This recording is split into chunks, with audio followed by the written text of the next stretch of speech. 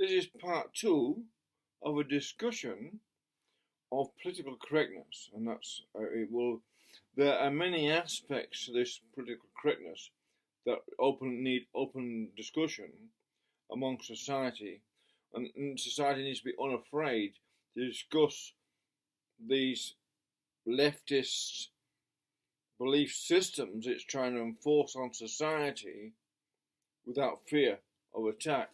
In the cost of not standing up for honest opinion and creative, intelligent opinion and a philosophical, analytical way of dealing with any phenomenon or politicalness or political correctness or any phenomenon whatsoever, the cost of not dealing with that is Hitlerism or Stalinism.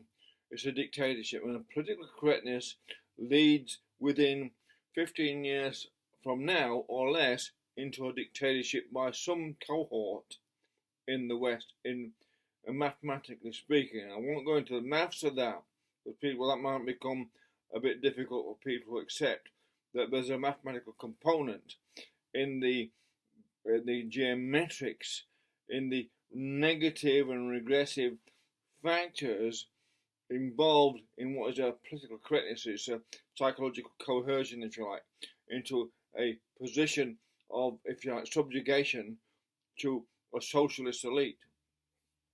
So I think this is Nazism in a drag, if you like. The PC stuff, I'm pretty sure now it's another version of Nazism.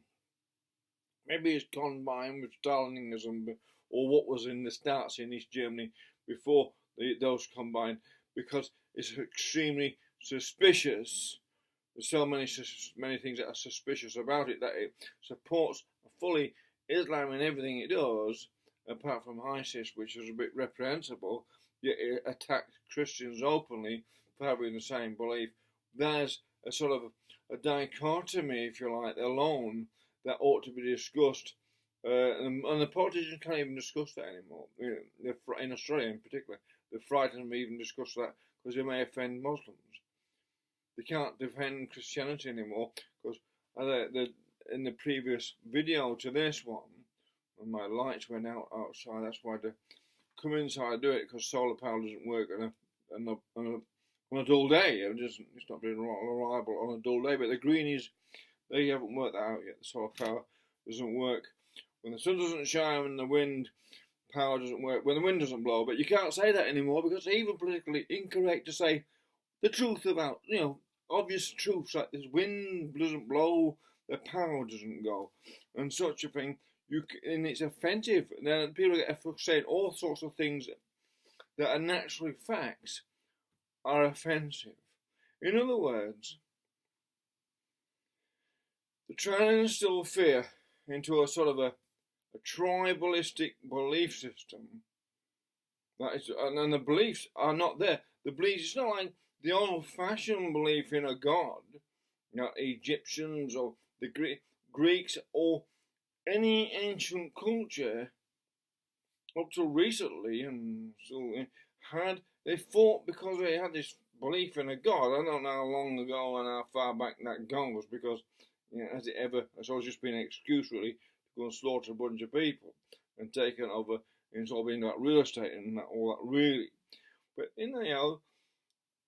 but these days, these beliefs about the antithesis to anything to do with spirituality. If any battles before were fought for the spirituality towards something, there is no spirituality whatsoever in this political correctness. In fact, it's soulless, mindless, and in most ways it's heartless, and it likes to pretend it's being nice. It likes to sound like it's nice because we're supporting all these groups of people, so I want to sound nice. And then the same people doing that, I get really angry and catty and attacking a mob, individuals like Israel Folau in Australia, the footballer, who's been attacked and condemned by the media, condemned by other people, just for having an opinion, cruelly and meanly, and very extremely mean. They've attacked this guy who's a Christian. And I think it's a very, very serious matter indeed when we've got mobs organised to attack Christians, but the same people are bowing and scraping to Muslims. It's a very serious matter. Does this please Muslims that people are being sycophantic to them? Are Muslims really pleased that they've got they've put the fear not of God into people? Because no one should ought to be feared of God, but they've put the fear of Islam into people. Therefore, the left, by logical deduction, have got Islamo-Phobia, because they are sycophantic and crawl to Islam. But look at me, I'm a good, politically correct person, I'm condemning Christianity, but I'm crawling to Islam, is a sign of mass fear of Islam by the left.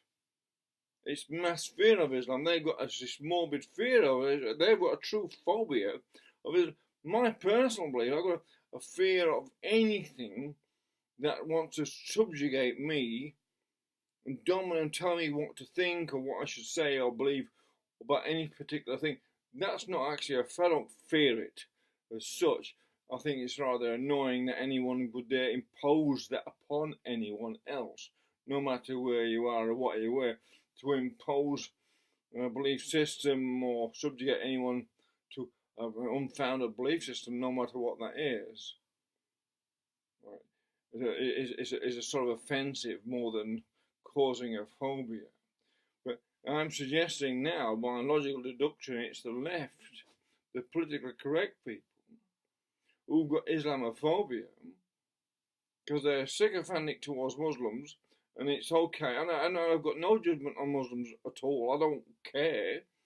Really, one way or other, they are what they are, and they are what nature made them. They are what their nature and their religion and their forebears and their history have made them. People can't help being what their history has made them. They can't help being what they are in the future by their behaviour. That's a different matter. But when the left are condemning Christians for having Christian views, but suckholing and crawling and being sycophantic to Muslims and Islam, they're obviously Islamophobic. They don't have a fear of Christians because Christians turn the other cheek and say, we forgive you for your transgressions. But Muslims are more into sort of reprisals and revenge for deeds done. They want an eye for an eye. They're still going for that sort of stuff. Where, I think that's a view that creates perpetual enmity into the world. That's not very healthy for any society to have, no matter where it is in the world. Creating fear in society because of whatever is not really an intelligent thing to do, because it creates all sorts of side effects and health and mental issues. And that's what this political correctness is doing, is creating mental issues amongst its own followers, amongst its own acolytes and cohorts.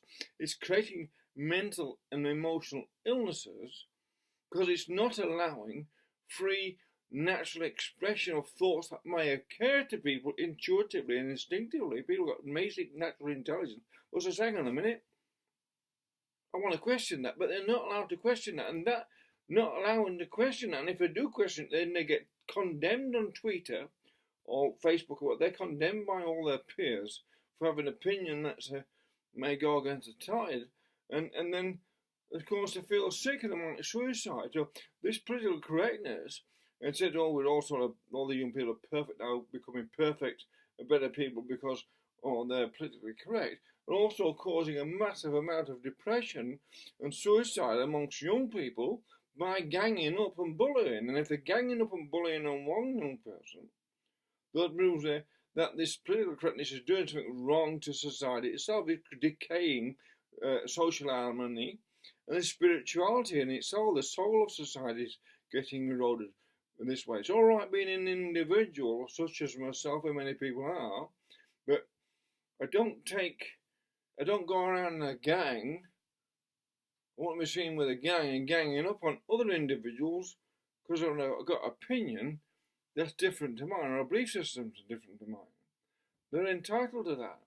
And if I can't convince them by logical argument that my opinion is more evolved than theirs, not better or it's more evolved, or they can't convince me otherwise, then that's how it is. And I've not structured my argument well enough. I've not got my facts right. My English isn't good enough to explain to them, or they simply don't understand what I'm trying to say to them because their basic knowledge isn't good enough to grasp the concept I'm trying to explain to them. And this is what political correctness is doing. It's infiltrated the education system and made sure that people or subjects and victims of the modern education system are not able as much to articulate their thoughts based on their own proper objective research. Well, that's what they're doing. This move to try, especially in Australia, really, especially in this country of Australia that I live in, there's all-out attack on its young people to steer them away. I suppose it is in England as well. I'm not familiar with it. Steer them away from investigating history to find out one thing exactly, that if you don't understand your history, you're bound to repeat it. Now, if they don't know your history, you do not know that history is being repeated. A very important concept.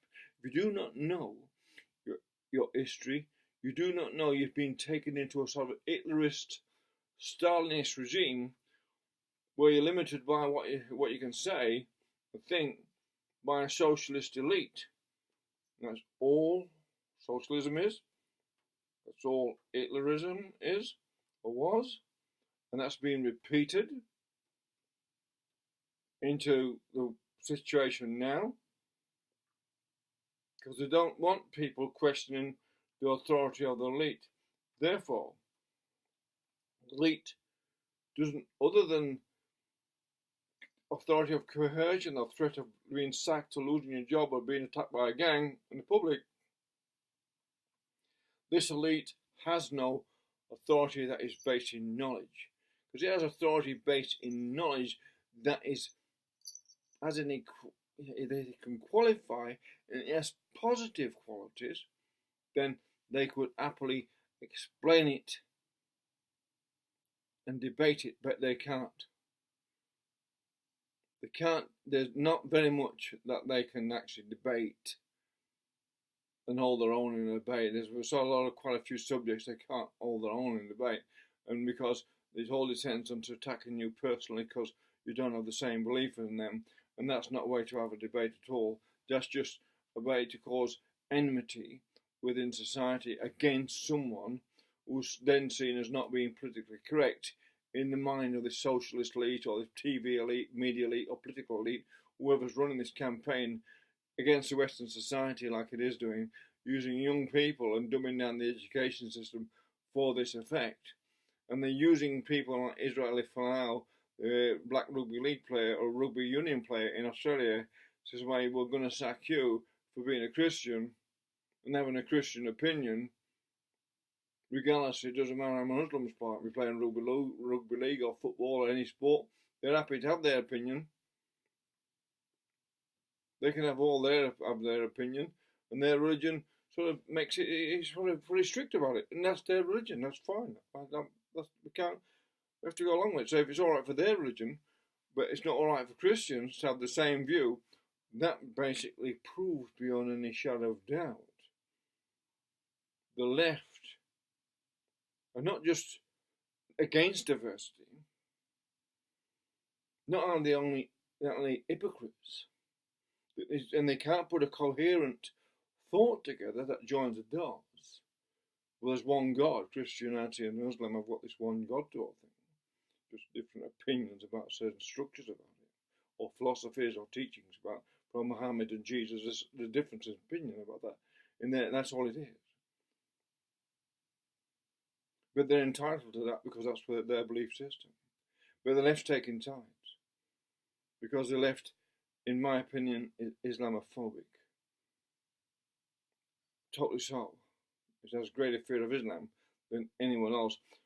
The rest of us, we try to understand it and we'll engage it philosophically and stuff like that. We're happy to engage it philosophically so that we can sort of, we can all learn from each other, as far as I'm concerned. I'm not against learning from anyone. And I know that most of Islamic people, Muslim people, are basically the same, just ordinary people. But it's the left what are not ordinary any longer. The left is politically correct warriors. They're no longer ordinary. They're no longer they're part of society, but they've sort of separated themselves from the normal, traditional, philosophical, objective, analytical thinking part of society. That was basically what the West is. And that's West has got to refine that. It's got to find that again. And the only way to do that is to confront it with logical and rational arguments that automatically tie it in a knot. At the same time, whatever it says, it condemns itself by its own words. And they have done.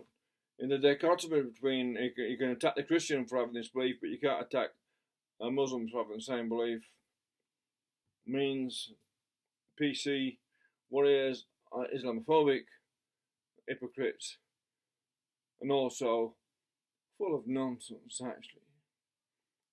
They've proved beyond any shadow of doubt. They're not people really worth listening to, because the education system themselves has failed them and not made listeners out of them. It's made them chatterers of much noise and not very much said, I'm afraid. Bye.